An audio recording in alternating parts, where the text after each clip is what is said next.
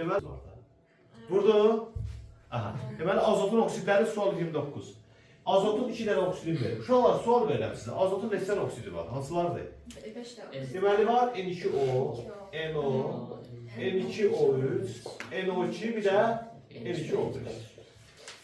Bir uzun yol var. Bir yazırsan bunların nisbətini tapırsan görəsən hansı olar. Təbii ki bu yol normal deyil. Bu zamana gətirməyən ikisi bu arada tuş oksidləri. İndi gəl bunu işləyək. Deməli NXO verib.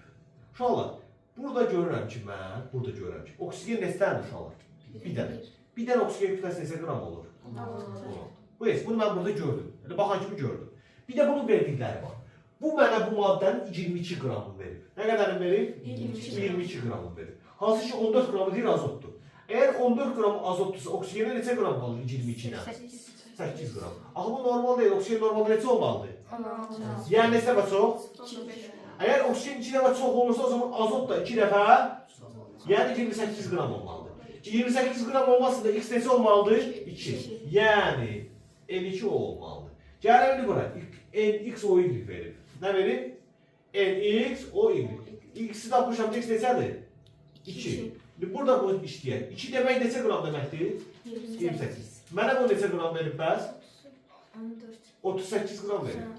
38 qramın neçə qram azotdur? 14 qram. 14 azotsa o zaman buna neçə qalır?